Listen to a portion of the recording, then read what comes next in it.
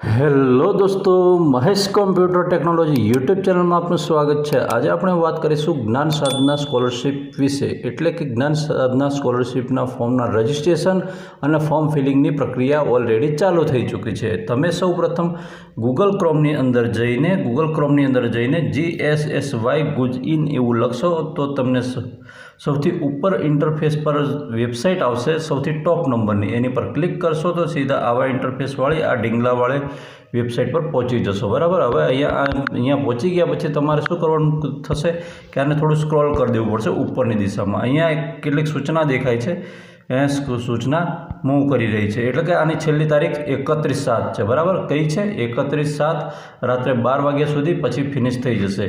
હા, હવે આપણે એમ વાત કરીએ કે આ ચાલુ ક્યારથી થયા છે ફોર્મ? તો ફોર્મ ઓલરેડી ચાલુ થયેલા છે મિત્રો, 16 તારીખથી ચાલુ થયેલા છે। કઈ? 16/7થી ચાલુ થયેલા છે।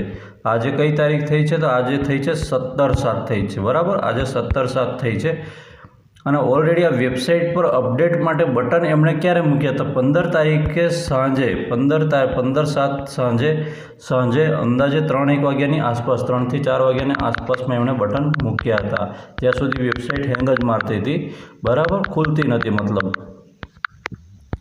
હવે આ જે બટન કયા મૂક્યા હતા? સૌપ્રથમ એમણે બટન આ મૂક્યા છે, બરાબર, અને 16 તારીખે પછી આ બટન મૂક્યું। એટલે આ બટનમાં શું છે કે વિદ્યાર્થીનું રજિસ્ટ્રેશન કરવાની પ્રક્રિયા અહીંયા છે અને વિદ્યાર્થીનું રજિસ્ટ્રેશન કર્યા પછી તમારે પાસવર્ડ જનરેટ કરવાનો રહે છે અને પાસવર્ડ જનરેટ કર્યા પછી તમારે લોગિન કરવા માટે અહીંયા, એટલે કે ફોર્મ ભરવા માટે અહીંયા તમે ફોર્મ ભરી શકો છો, બરાબર।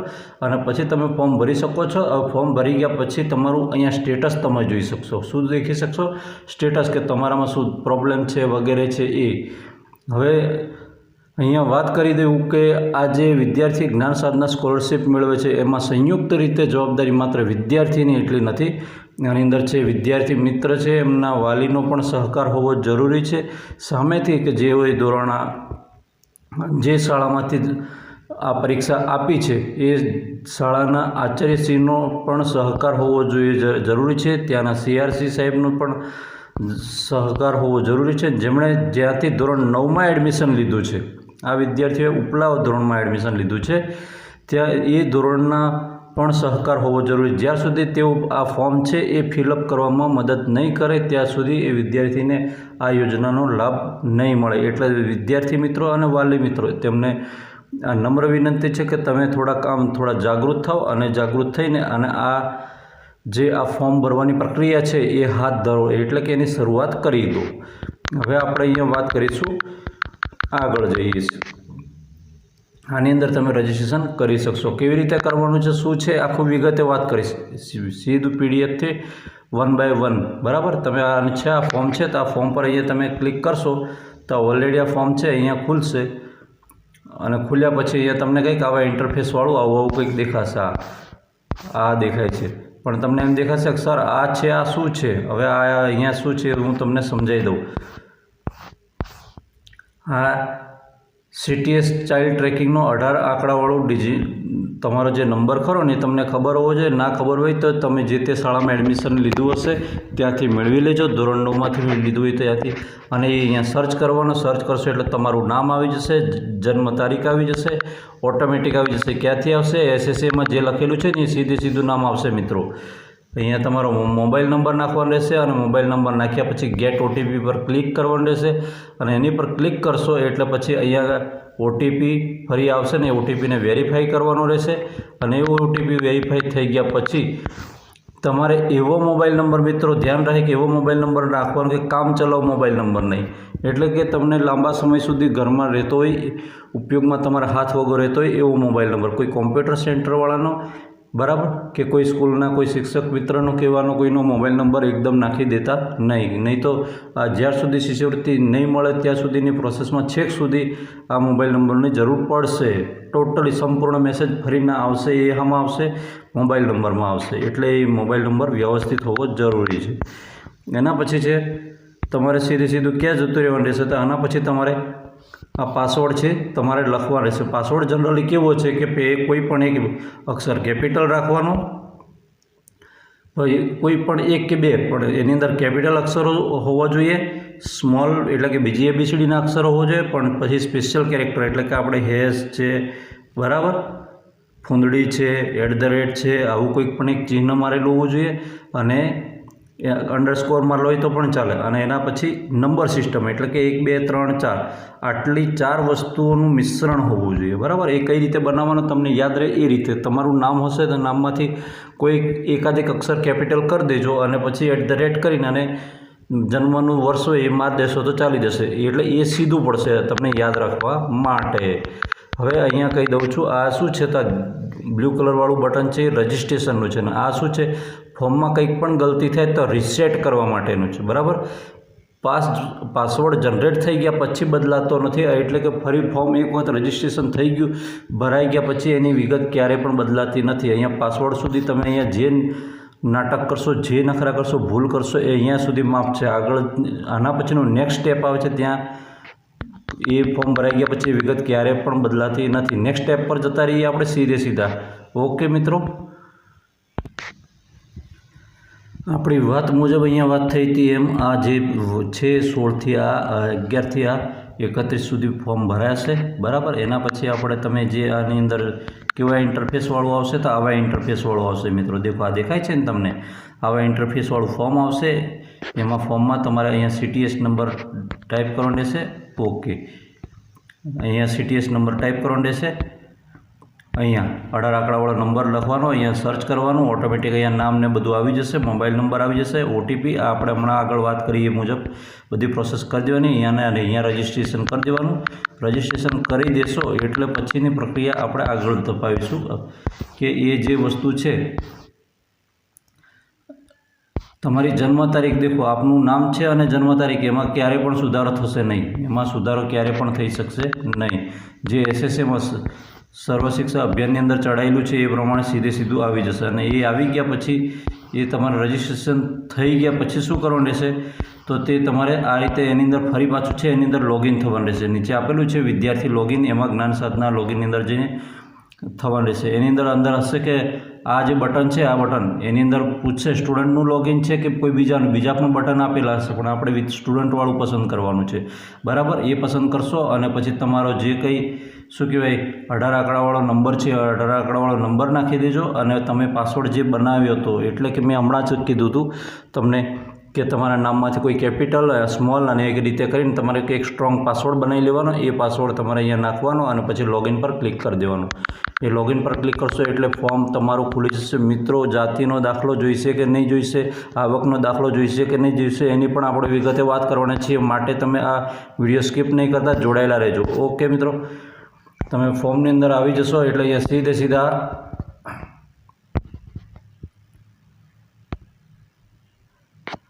અહીંયા તમારો જે પહેલું છે, પ્રથમ છે, એમાં 18 આંકડાવાળો નંબર આવી જશે, તમારું નામ આવી જશે. અને નામ આવી ગયા પછી તમે મેલ ફિમેલ જન્મ તારીખ ને બધી ચીજ વસ્તુઓ આની અંદર જે તમારા એ છે એ આવી જશે. અને સરનેમ, ફાધરનેમ બધું. આમાંથી ખાલી ઓનલી તમારે પસંદ આટલું કરવાનું રહેશે કે તમે કયા જિલ્લાના છો, કયા તાલુકાના છો, બરાબર. અને તમારા કેટલા માર્ક્સ છે એ અંદર ફિલ કરવાના હોય છે, એટલે કે એડ કરવાના હોય છે. અહીંયા કેટેગરી પણ દર્શાવવાની હોય છે, અને જે કેટેગરી દર્શાવશો એનું પ્રમાણપત્ર પણ અપલોડ કરવાનું થશે. માટે પ્રમાણપત્ર તૈયાર રાખવું. પ્રમાણપત્ર ના હોય તો એનો ઓપ્શન પણ હશે. હવે અહીંયા વાત કરી છે વિદ્યાર્થીની વિગત, એટલે કે નેક્સ્ટ એના પછી કે તમે ધોરણ 1 થી 8 સુધી કોઈ સળંગ અભ્યાસ પૂર્ણ કરેલો છે, બરાબર. એટલે કે કોઈ જગ્યાએ વચ્ચે નપાસ થયા નથી કે અને કોઈ બીજી શાળામાં પહોંચ્યા છો કે નહીં.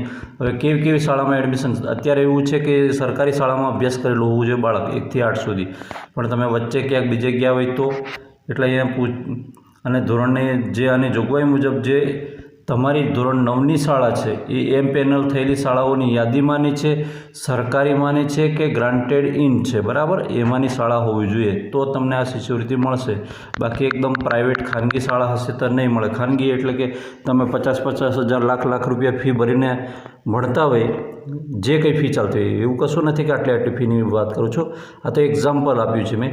પણ જે કંઈ ફી લાગતી હોય, પણ તમે ખાનગી સ્કૂલમાં ભણતા હોય તો ત્યાં આ પ્રશ્ન ઊભો થઈ શકે, એટલે કે ત્યાં શિષ્યવૃત્તિ મળતી નથી. ત્યારબાદ તમે તમારો જે વિગત છે એ બધી પૂર્ણ કરી દીધી, અને પૂર્ણ કરી દીધા પછી તમારે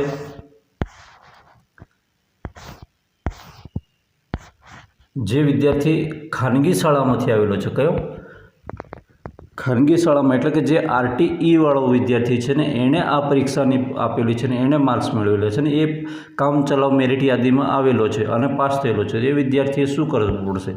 તે વિદ્યાર્થી કેવો હોવો જોઈએ? જો સરકારી છે કે ગ્રાન્ટેડ ઇન છે કે સરકારી ગ્રાન્ટેડ ઇન ધોરણ 1થી અંદર RTE વાળો છે, આ વિદ્યાર્થીએ આ રીતનું પસંદ કરી લેવાનું રહેશે બટન.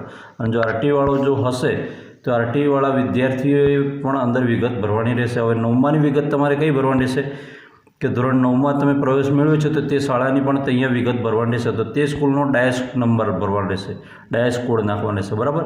અને એ શાળા તમારી કેવા પ્રકારની છે, ગ્રાન્ટેડ ઇન છે કે ખાનગી છે એ લખવાનું રહેશે, શાળાનું નામ લખવાનું રહેશે, શાળાનો જિલ્લો અને પછી એનો બ્લોક એટલે કે તાલુકો, અને તાલુકો લખ્યા પછી સ્કૂલનું આખું નામ લખવાનું રહેશે, એડ્રેસ લખવાનું રહેશે, સ્કૂલનું એડ્રેસ લખવાનું રહેશે, બરાબર.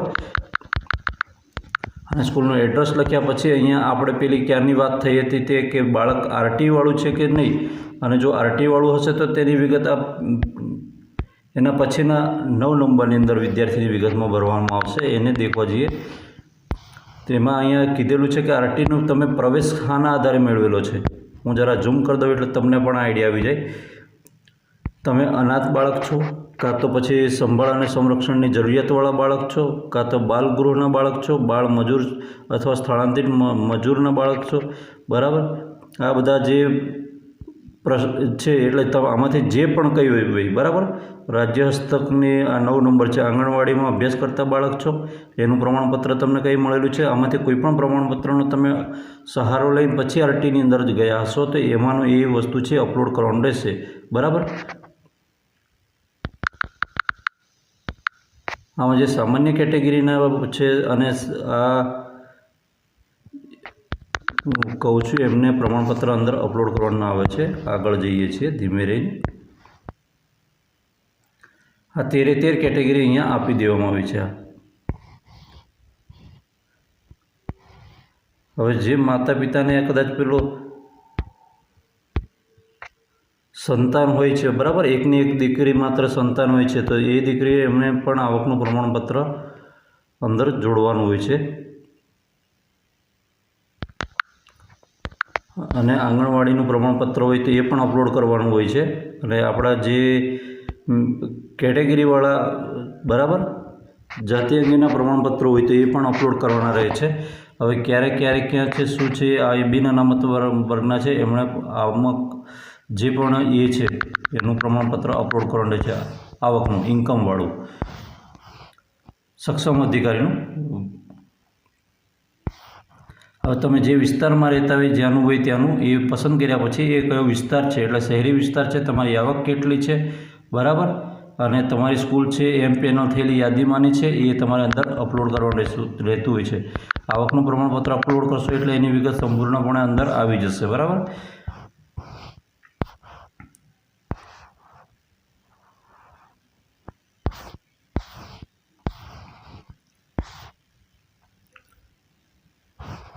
હવે ફોર્મ ભરાયા પછી ફોર્મ કેવું દેખાશે તો ફોર્મની અંદર કંઈક વિગતો છે આ પ્રકારે ટોટલની અંદર ભરાઈ જશે, બરાબર. આ ટ્રાઇબલ વેલફેર પ્રકારની સ્કૂલ છે કે કયા પ્રકારની, આ રીતના આખી ઇન્ફોર્મેશન એ થઈ જશે. પછી છેલ્લે અહીંયા ડોક્યુમેન્ટ અપલોડ કરવાના છે એટલે કે અહીંયા જે તે જાતિ લાગુ પડતી હોય જાતિનું અને જે તે RTE વાળો વિદ્યાર્થી હોય તેની અંદર આપણે વાત થયેલી કે એ ક્રમાંક નંબર 8, 9, 11, 12 અને 13ના જે એના આધારે તમે જે RTEની અંદર એડમિશન લીધું છે, બરાબર, એ તમામે એ ડોક્યુમેન્ટ અપલોડ કરવાનો રહેશે એની અંદર. અને પછી ફોર્મ છે અહીંયા વેરીફાઈ કરવાનું રહેશે કે ફોર્મ વેરીફાઈ થયા પછી અહીંયા કોઈ જગ્યાએ ખાલી તો નથી રહી ગયું એ બરાબર ચેક કરી લેવાનું રહેશે. ચેક કરી લીધા પછી અહીંયા સબમિટ કરવાનું રહેશે. અને સબમિટ કર્યા પછી પણ તમારે જે તે તમે ધોરણ 9માં શાળામાં જ્યાં ભણો છો ત્યાં શાળામાં ફોર્મ ભરાયું હોય કે એની વિગત શાળામાં કક્ષાએથી મેળવતા રહેવાનું રહેશે. ઓકે મિત્રો, વિડીયો ગમે તો વિડીયોને લાઇક કરજો, ચેનલને સબસ્ક્રાઈબ કરવાનું બિલકુલ નહીં ભૂલતા. અને કોઈ પણ પ્રશ્ન હોય તો કોમેન્ટમાં અવશ્ય જણાવજો, એને મદદરૂપ થવાનો પ્રયત્ન અવશ્ય કરીશ. જય હિન્દ.